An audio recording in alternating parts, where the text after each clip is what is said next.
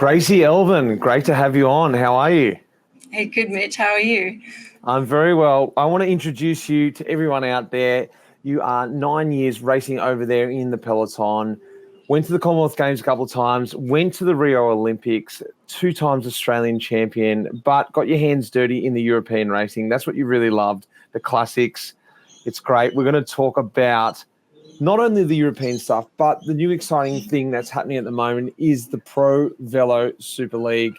Firstly, let's talk about where women's racing is at the moment. How exciting is it? And it's really just exploding over in Europe, isn't it? Oh, it really is. I was lucky to be part of that wave that it was just getting bigger and bigger, and those salaries were finally coming a little bit better, and we've had a minimum salary increase. And in my time, I retired at the end of 2020, but even up until that point, every year it was just getting tougher and tougher to win races. The professionalism was getting better and better across the teams. But then since I've retired and being able to commentate and watch from afar and still have lots of friends in the peloton, it's crazy how much it's improved just in the last 4 years with everything I've just mentioned, that professionalism, the depth of talent, but also that spread of resources across the teams. And it's just so competitive now. It's really difficult to win a race. So it's really cool when we see our mates getting good results up there.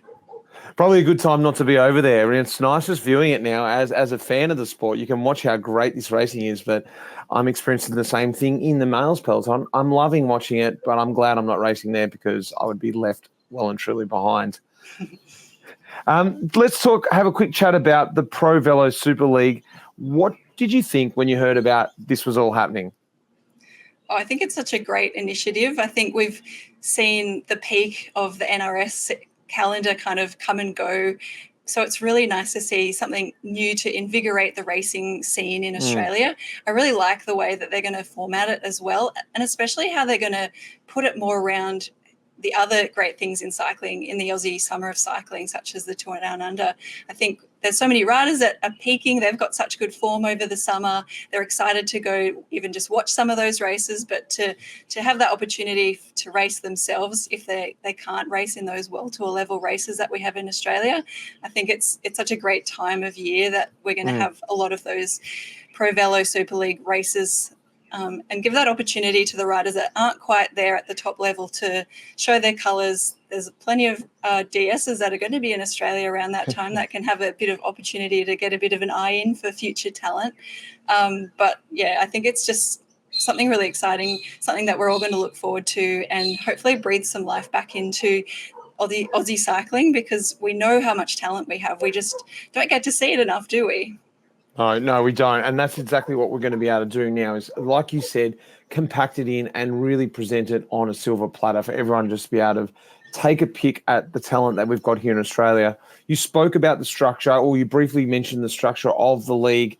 What do you think of the ProVelo Super League structure? You got the Friday night criterium, you've got the double stage on Saturday, the TT and the Queen stage on Sunday. Plus, we've got a couple of one-day races as well. What's your thoughts, with your experience from Europe and then your previous experience racing in Australia, now with this new structure, really compact, exciting racing?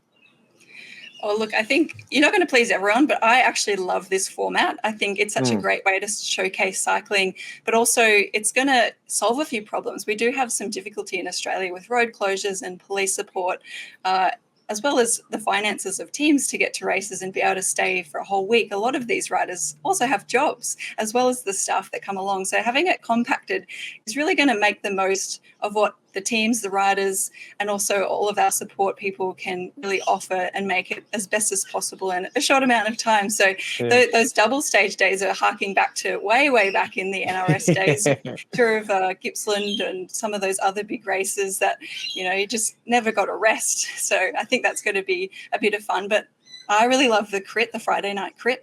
It really reminds me of some of that American racing scene. And I was lucky to go over to America just briefly, not as long as some of our other Aussie friends have done over there, but their crit scene used to be amazing. And something I loved about it was such a great family atmosphere. It was in the evening, all the town came out, lots of kids came out, and it was such a great way to showcase cycling, get people excited.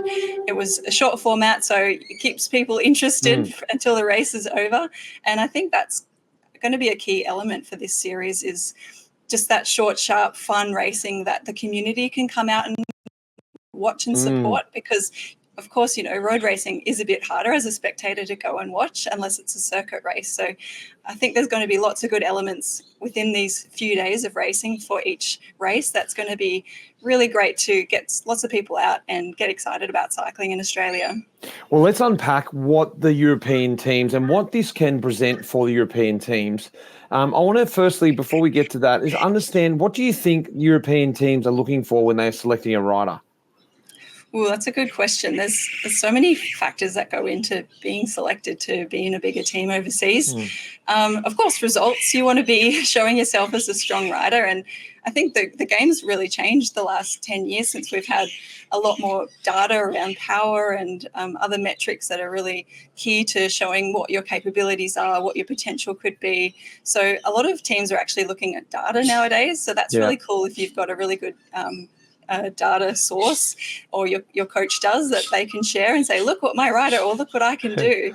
But of course they're looking at, can you race well? You can't just be good on paper, can you, Mitch? You have to really be a good, clever, smart bike rider, especially in those classics that we used to love.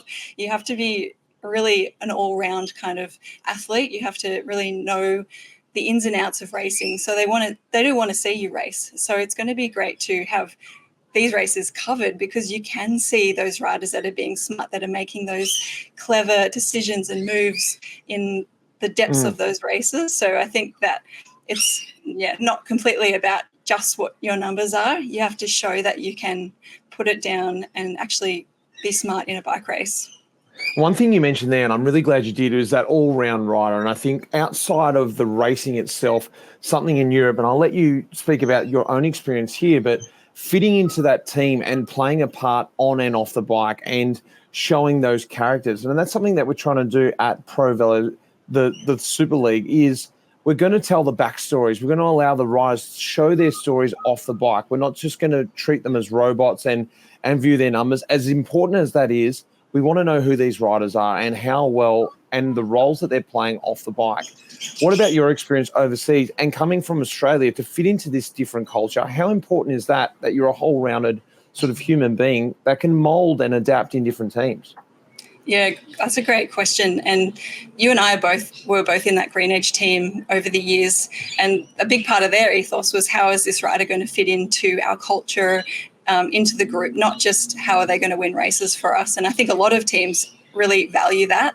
They're not going to just pick a rider that can, put down 500 watts for an hour. They want someone that can do that, but can also come in, room with anyone, follow orders in the race, because you're not always going to be taken there to be the race winner, are you? Sometimes you have to be the domestic. Sometimes you have to be the one chasing the breakaways back. You can't always win every race, and they want people that can be flexible, that can come and win a race when asked, or when that's the race that they want to target, but they also can go into those support roles, and also just to be fun around the dinner table. And I know you were one of those riders that everyone loved having around. You need to have that good personality as well, just to keep the vibe up, I guess, for lack of a better word. Well, tell me, let's rewind a little bit back to your story, and it's different now. And what we're trying to do at ProVelo Super League is change the narrative here in Australia and present it a little bit differently, make it a little bit more, not necessarily easier, but a nice, cleaner format for the European teams to make the young riders notice. Tell me a little bit about your story. What was your journey from Australia across to Europe? It's a long story, so I'll try and keep it short, but I did start as a junior rider on the road. I loved cycling as soon as my dad got me on a bike for the first time, and we rode around the Canberra bike paths and tougher roads as I slowly got stronger. And I just did that for a good part of my teenage years. Did a little bit of track, not a lot, but I was really lucky at the time. When I was about 17, there was a talent ID program for mountain biking that was called Dirt Roads to London. So that took me on a bit of a tangent away from road cycling for another 5 years. And it was so much fun. It probably took the pressure off me, which was great, because I didn't have to be that serious roadie trying to make an AIS scholarship or that kind of thing in my late teens or early 20s. I could go and have fun, get strong, learn how to travel on my own, learn how to look after myself overseas. I got to race a lot of those World Cup level races in mountain biking. And then I was lucky again with timing in that there was a talent ID program to get back into the road. And that was the infamous Tufts boot camp style selection camp. That was a bit of infamous now, but I won't go into it. But it was a tough camp to get through. And I managed to get an AIS scholarship to get back onto the road. And then I never looked back. But I was about 23 by then, and I was really ready to handle that pressure on the road, because it's a really tough scene, and it is tough to live overseas for the better part of the year when you're an Australian going to Europe. So I was really ready by then to just really sink my teeth into the road scene and not get completely smashed. So I was competitive enough that it still took me another few years to start getting good results. But yeah, I loved road racing until 2020. And even then it was hard to stop, but I knew that it was time for me to hang it up and get to talk about it now. Look, a really common question I'm getting since retiring, and I'm sure you've got it yourself, is you got a lot of young, talented riders around, and they come up to you and go, "Hey, I'm here. I think I've got the ability," and you can probably see it yourself. What's the next step? How do I make that step across to Europe? And look, from my experience, it's not that easy to give them advice. Things have changed so much from when I did it. So the road that I traveled doesn't exist anymore. So it's a really difficult question. What advice are you giving to young riders at the moment who are asking that question?